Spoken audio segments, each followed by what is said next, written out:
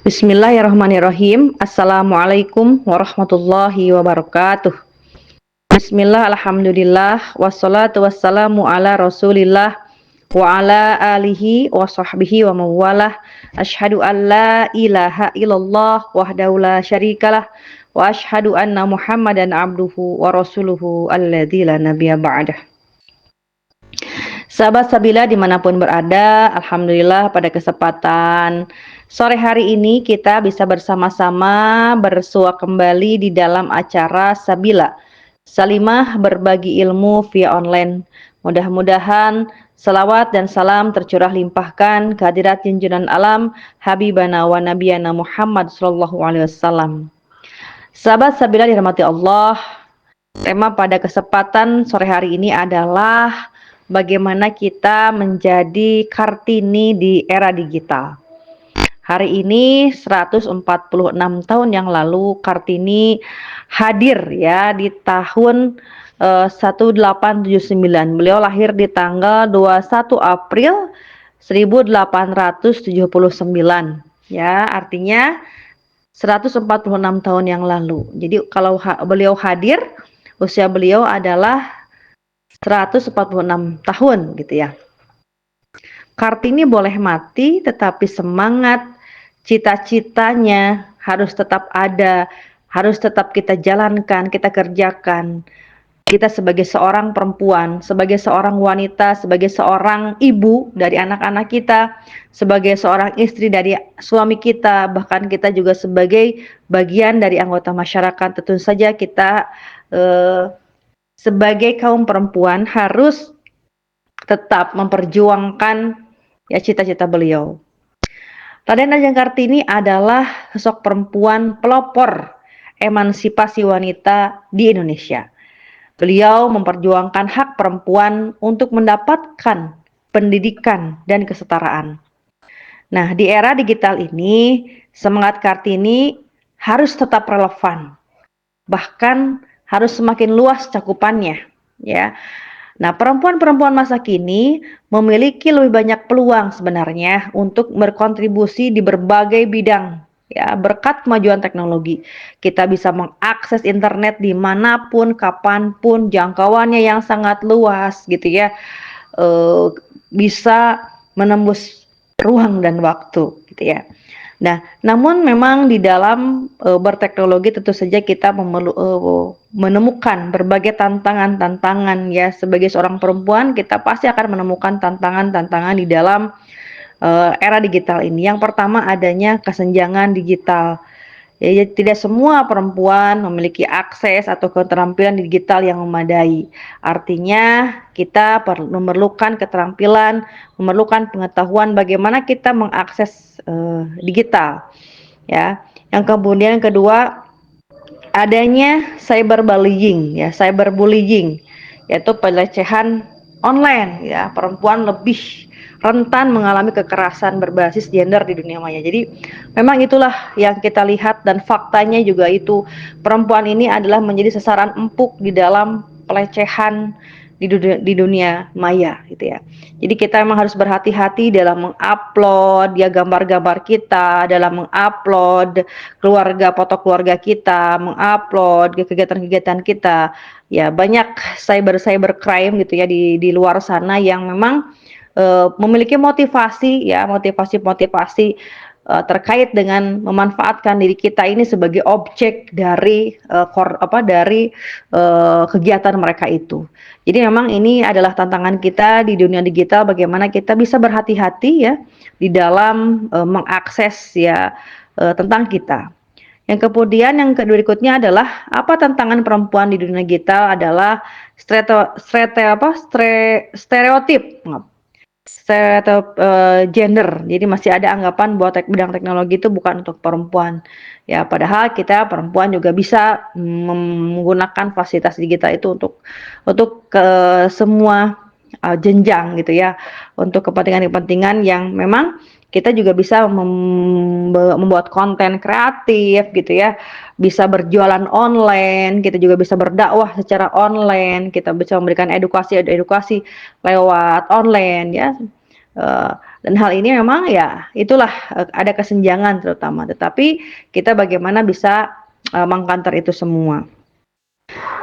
Di samping kelemahan atau tantangan perempuan di dunia digital, kita juga memiliki peluang-peluang gitu ya. Peluang-peluang bagaimana perempuan itu juga bisa berkontribusi terhadap negara, kita juga bisa berkontribusi terhadap bangsa ya di dunia digital. Yang pertama adalah adanya akses informasi dan pendidikan ya. Jadi platform online memungkinkan perempuan belajar apa saja dari mana saja.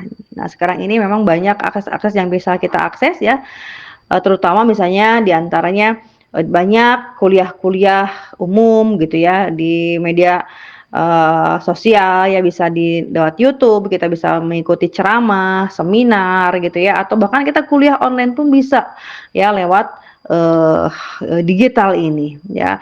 Beberapa kampus diantaranya menyediakan fasilitas kuliah online bagi perempuan, bagi ibu-ibu, bagi siapa saja, di mana saja. Dari Sabang sampai Merauke kita bisa mengakses pengetahuan, kita bisa berkuliah, kita ketemu dosen, kita bisa diskusi dengan teman-teman gitu ya, mendiskusikan terkait hal-hal tertentu sesuai dengan mata kuliah yang kita ampu gitu. Nah, itu adalah bagian-bagian peluang bagi perempuan, sehingga tidak ada alasan lagi bagi perempuan di zaman sekarang untuk tidak melek teknologi, untuk tidak berpengetahuan, untuk tidak berpendidikan. Asalkan ada internet, asalkan kita bisa mengakses informasi lewat internet gitu ya, kita tentunya akan mendapatkan berbagai informasi di situ. Yang kedua adalah kewirausahaan digital. Nah, perempuan bisa menjadi salah satu pelaku UMKM gitu ya, digital, ya, bisa membuka toko online gitu kan, bisa kita membuat menjadi konten kreator gitu ya. Dengan kita berjualan, kita punya toko online ya, kita berjualan live gitu tentang produk-produk yang mungkin kita buat, bisa pakaian, bisa makanan, bisa kebutuhan-kebutuhan rumah tangga yang lainnya, dan itu ya kebanyakan dilakukan oleh perempuan gitu. Dan ini menjadi peluang bagi perempuan untuk bisa berwirausaha, berdagang lewat digital. Ya, kemudian bisa juga yang ketiga adalah peluang bagaimana kita meningkatkan suara perempuan gitu ya.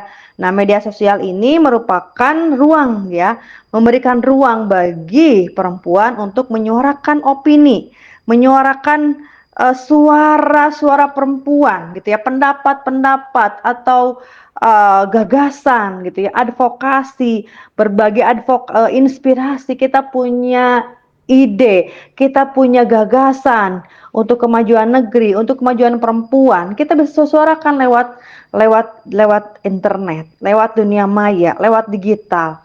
Kita buka HP kita klik video, lalu kita kemudian berbicara di situ, bisa menyuarakan, kita upload dan semua orang bisa mengaksesnya. Ketika kita mengupload konten kita, itu sudah berlaku atau sudah bisa mengaksesnya, itu udah milik umum gitu ya. Maka oleh karena itu kita juga harus berhati-hati bagaimana kita mengatur bahasa kita, mengatur lisan kita gitu ya. Isi kontennya yang menarik, isi kontennya yang edukatif, isi kontennya yang tidak berbau sara gitu. Tetapi di situ tentu saja ya konten tersebut bisa membangun, memberikan perhatian, motivasi ya bagi perempuan-perempuan, teman-teman semua. Nah, lalu secara konkret gitu ya, secara konkret apa saja sih yang bisa kita lakukan di dunia digital ini, yang menjadi perempuan di dunia digital ini, di era digital ini, apa yang bisa kita lakukan? Yang pertama adalah terus belajar dan mengembangkan diri ya.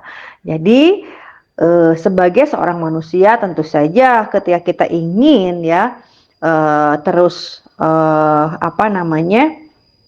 menyesuaikan dengan zaman, tentu saja kita harus mengupgrade diri kita, upgrading diri kita. Misalnya kita ikut kursus online, kita ikut pelatihan-pelatihan digital gitu ya, desain dan sebagainya. Ya, itu kan bisa dilakukan di dalam rumah, sambil mengasuh anak, sambil nyuapin anak gitu ya. Itu dalam rangka bagaimana kita mengupgrade diri. Banyak sekali aplikasi-aplikasi atau informasi-informasi yang kita bisa akses dari internet ya. Kita bisa mengupgrade bahasa asing kita mungkin ya, bahasa Arab, bahasa Inggris, atau bagaimana dengan public speaking gitu kalau kita atau mungkin juga dengan bagaimana kita cara berjualan yang baik gitu ya, bagaimana cara mempengaruhi orang lain dengan baik gitu ya, bagaimana cara ketika kita berbicara itu bisa berpengaruh bicara kita kepada orang lain diajak oleh kita ya, bisa juga berdakwah di dunia digital ini. Semakin kita mengembangkan diri, upgrading diri gitu ya, dan akan semakin banyak orang-orang yang mungkin butuh dengan kita gitu ya. Nah, kemudian yang kedua, berani tampil dan bersuara. Nah, itulah kalau di dunia digital itu kita harus berani tampil gitu kan ya, menyuarakan inspirasi, aspirasi, gagasan ya. Bukan sekedar kita di dunia digital itu kita joget-joget gitu ya, nggak jelas gitu ya. Kemudian ya konten-konten yang nggak mendidik, tapi mari kita berani tampil menyuarakan ide-ide gagasan terkait bagaimana misalnya tips menjaga rumah tangga yang awet sampai kakek nenek gitu ya, bagaimana merawat anak ya, parenting misalnya kita punya pengalaman yang menarik, barangkali mungkin ibu-ibu muda membutuhkan tentang parenting gitu ya. Kemudian bagaimana menjadi ibu yang baik, menjadi istri yang baik, atau bagaimana mendidik anak di dunia sekarang gitu kan berbeda.